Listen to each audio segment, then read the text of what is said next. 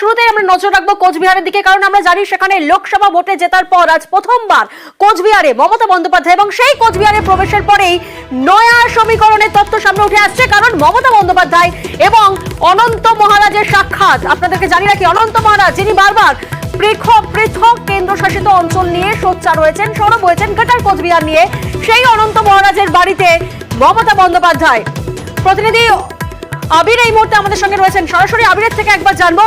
আবির, একদিকে যেমন আমরা দেখছি যে অনন্ত মহারাজ যিনি বারবার গ্রেটার কোচবিহার নিয়ে সরব হয়েছেন এবং তারপরে বিজেপির রাজ্যসভার সাংসদ হয়েছেন, তিনি প্রতিশ্রুতি দিয়েছিলেন, সেই প্রতিশ্রুতি বাস্তবায়িত হয়নি।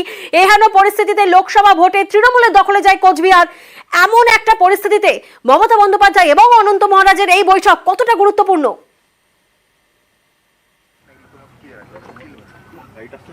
দেখো, উত্তরের রাজনীতির ক্ষেত্রে অবশ্যই এটা নয়া রাজনৈতিক সমীকরণ তৈরি করতে পারে আজকের বৈঠকটি।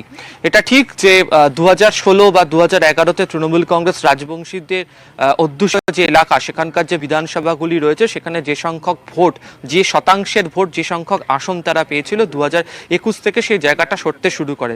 সেটা অনেকেই বলেন সেটা হচ্ছে যে 2019-এর যে লোকসভা নির্বাচন, সেই জায়গা থেকে তৃণমূল কংগ্রেস সেই জায়গা থেকে সরে এবং রাজবংশী ভোটের একটা মস্ত বড় অংশ সেটি চলে যায় হচ্ছে বিজেপির দখলে।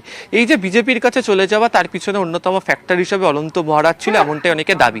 2024-এর লোকসভা নির্বাচনের ক্ষেত্রে মোদী বা অমিত শাহের সভামঞ্চে অনন্ত মহারাজকে দেখতে পাওয়া গেলেও একাধিক সময় তিনি যে মন্তব্য রেখেছেন, তিনি যে বক্তব্য রেখেছেন, তাতে বোঝা যাচ্ছিল যে তিনি বিজেপি শিবিরের বেশ কিছু আচরণ, তার প্রতি তিনি অত্যন্ত রুষ্ট।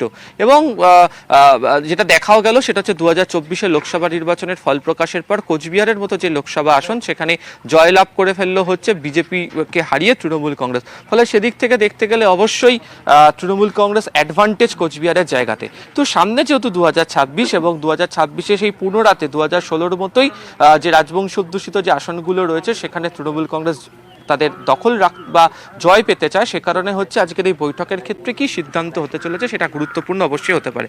আমার সাথে আমার সহকর্মী শুভঙ্কর রয়েছে, আমি তার কাছে যাব। সেটা হচ্ছে যে বারবার ধরে কোচবিহার সংক্রান্ত কোনো বিষয় বা উত্তরের সংক্রান্ত আলোচনার বিষয় হলে রাজবংশী ভোটের কথা বারবার ধরে উঠে আসে। আজকে যে বৈঠক যেটি চলছে, 15 মিনিট হতে চললো, এই সাক্ষাৎকার আগামী দিনে কতটা বদল আনতে পারে উত্তরের ক্ষেত্রে, ভোটের ফলের ক্ষেত্রে? হ্যাঁ আবির, দেখো, কোচবিহার জেলার 9টি বিধানসভা কেন্দ্র রয়েছে এবং তৃণমূল নেতৃত্ব এই 9টি বিধানসভা নয় করতে চাইছে 2026-এ আর কি। এবং 9টি বিধানসভা কেন্দ্রের মধ্যে 5টিতে রয়েছে রাজবংশী অর্থাৎ তপশিলীদের জন্য সংরক্ষিত আসন এবং 4টি রয়েছে জেনারেল আসন। কিন্তু এক্ষেত্রে রাজবংশীদের ভোট, 9টি বিধানসভা ক্ষেত্রে রাজবংশীদের ভোট একটি বড় গুরুত্বপূর্ণ এবং সে কারণেই এই যে রাজবংশীদের ভোট, তার একটা বড় মানে গ্রেটার সুপ্রিম অনন্ত মহারাজ অর্থাৎ বিজেপি রাজ্যসভার সাংসদ যেদিকে যাবেন, যেদিকে বলবেন, সেই রাজবংশীদের ভোটটা বেশিরভাগ ভোটটাই সেই দিকে পড়ে আর কি। সেটাকে মাথায় রেখেই মুখ্যমন্ত্রী মমতা বন্দ্যোপাধ্যায় আজ অনন্ত মহারাজের সঙ্গে দেখা করতে আসছেন বলে জানা যাচ্ছে। এবং এই বৈঠকটা যথেষ্টই গুরুত্বপূর্ণ যে এর আগে মুখ্যমন্ত্রীর সাথে অনন্ত মহারাজের একাধিকবার দেখা হলেও কোনোদিনও মুখ্যমন্ত্রী মমতা বন্দ্যোপাধ্যায় অনন্ত মহারাজের বাড়িতে আসেনি। আমরা বিগত দিনে দেখেছি অমিত শাহ অসমে যে অনন্ত মহারাজের বাড়ি রয়েছে বঙ্গাইগাঁওতে, সেখানে গিয়েছেন। নরেন্দ্র মোদীর সভাতে অনন্ত মহারাজ গিয়েছেন, কিন্তু মুখ্যমন্ত্রী মমতা বন্দ্যোপাধ্যায় এই প্রথম এলেন অনন্ত মহারাজের বাড়িতে। সেটা অনন্ত মহারাজ নিজেও বলেছেন যে আমার খুব ভালো লাগছে যে মুখ্যমন্ত্রী প্রথমবারের জন্য বাড়িতে এসেছেন। তবে এদিন যে বৈঠক, সে বৈঠকে যেটা জানা যাচ্ছে যে আগামী যে 2026 সালের যে বিধানসভা নির্বাচন, সেই বিধানসভা নির্বাচনে মুখ্যমন্ত্রী মমতা বন্দ্যোপাধ্যায় কোচবিহারের 9টি আসনকেই টার্গেট করেছেন এবং সেক্ষেত্রে মহারাজের ভূমিকাটা বড়।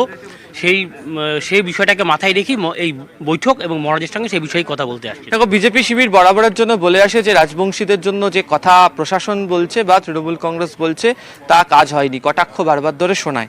পাল্টা কটাক্ষ তৃণমূল কংগ্রেস ও বিজেপিকে বা কেন্দ্রকে ইঙ্গিত করে শোনায়। যেমন নারায়ণী সেনানী, তুমি জানো যে একে অপরের মধ্যে যে কটাক্ষের যে যুদ্ধ চলে। ফলে অবশ্যই বিজেপির ক্ষেত্রে অস্বস্তির কারণ বাড়লো আজকে। তার কারণ অনন্ত মহারাজ, যিনি এখনো বিজেপি রাজ্যসভার সাংসদ, তার বাড়িতে মমতা বন্দ্যোপাধ্যায় বৈঠক করছেন। এবং যেহেতু 2026-এর প্রস্তুতি 2024-এর ফল বেরোনোর পর থেকে শুরু হয়ে গেছে, সেদিক থেকে দেখতে গেলে উত্তরের নয়া রাজনৈতিক সমীকরণ এই বৈঠকের পর শুরু হতে পারে, এমনটাই মনে করছেন রাজনৈতিক। একেবারে আবির, তুমি আমাদের সঙ্গে থাকো। অন্যদিকে আমরা আপনাদেরকে জানাবো কোচবিহারে সেখানে রণকৌশল বৈঠকে মমতা বন্দ্যোপাধ্যায়। লোকসভা ভোটে কোচবিহারে বিপুল জয়, নিষেধকে হারিয়ে জয়ী বসুনিয়া। এহেন পরিস্থিতিতে জয়ের পরে কোচবিহারে তৃণমূল নেত্রী মমতা বন্দ্যোপাধ্যায় এবং সেখানে যা জানা যাচ্ছে যে রণকৌশল বৈঠকে মমতা বন্দ্যোপাধ্যায়, আবারও যাবো আবিরের কাছে। আবির, একদিকে তো আমরা জানি যে যেমন অনন্ত মহারাজের সাথে বৈঠক হবে, তেমনই অন্যদিকে কিন্তু আজকে কোচবিহারে একটা রণকৌশল বৈঠকও রয়েছে। সেই বৈঠকও তো অত্যন্ত তাৎপর্যপূর্ণ।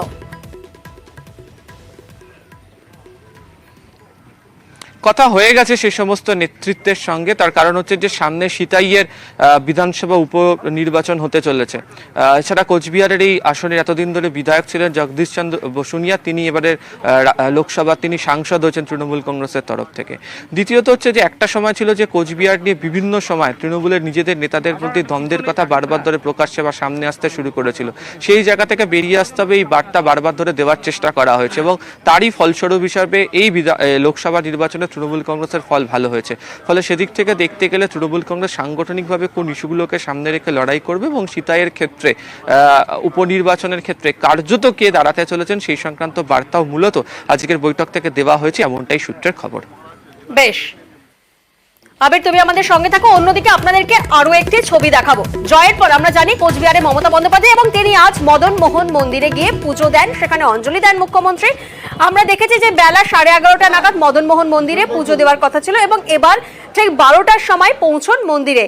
এবং কোচবিহারে তৃণমূল নেতা রবীন্দ্রনাথ ঘোষ, উদয়ন গুহ, পার্থপ্রতিম বিশ্বাসরাও ছিলেন। মন্দিরে পুজো দেন, অঞ্জলি দেন মুখ্যমন্ত্রী, তারপর পুরোহিত ওনাকে আশীর্বাদ করেন, কপালে তিলক এঁকে দেন এবং তারপরে কিন্তু সেখান থেকে মমতা বন্দ্যোপাধ্যায় তিনি পাড়ি দেন চকচকার উদ্দেশ্যে।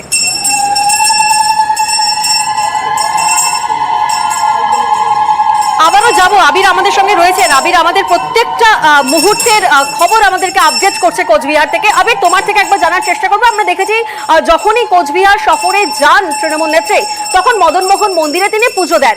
আজকেও তিনি কোচবিহার সফরে মদন মোহন মন্দিরে গিয়ে তিনি পুজো দেন, কিন্তু আজকের এই সফরটা কোথাও না কোথাও একটু হলেও আলাদা।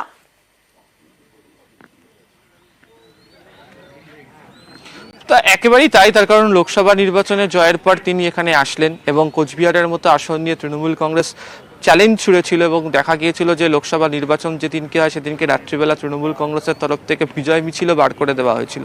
অনেকেই তা নিয়ে কটাক্ষ করেছিল, যদিও তৃণমূল কংগ্রেস চ্যালেঞ্জের সুরে বলেছিল যে তারা এই আসন থেকে জয়লাভ করবে এবং কোচবিহারের মতো আসনে তারা নিশীথ প্রামাণিককে হারিয়েছে, কেন্দ্রীয় স্বরাষ্ট্র প্রতিমন্ত্রীকে হারিয়েছে তারা। ফলে কঠিন লড়াইয়ের জায়গাতে ছিল। ফলে এবং মদনমোহন মন্দিরে পুজো দেওয়া অবশ্যই কোচবিহারের মানুষ তাকে অত্যন্ত শুভ বলে মনে করেন, উত্তরের মানুষজন শুভ পরিচায়ক বলে তাকে মনে করেন সেখানে যাওয়া। এবং মমতা বন্দ্যোপাধ্যায় যেটা তিনি বলেওছেন যে মদনমোহন মন্দিরে যে গেস্ট হাউস আরও নতুন করে সেজে উঠছে, যারা কোচবিহার হেরিটেজ টাউনের কাজ চলছে, এছাড়া পর্যটকদের জন্য একাধিক কাজও শুরু হয়েছে এবং প্রত্যেকের মঙ্গল কামনার জন্য তিনি আজকে পুজো দিয়ে গেছেন এবং কোচবিহারে তিনি এর আগেও আমন্ত্রণ পেয়ে বারবার ধরে এসছেন এবং রাসমেলাতে তিনি ফের আসার ইচ্ছাও প্রকাশ করেছেন। ফলে সব মিলিয়ে লোকসভা নির্বাচনী আসন জেতার পরে তিনি স্বভাবতই খুশি এবং সেই ছবি আজকে ধরা পড়েছে মমতা বন্দ্যোপাধ্যায়ের বক্তব্যের মধ্যে দিয়েও।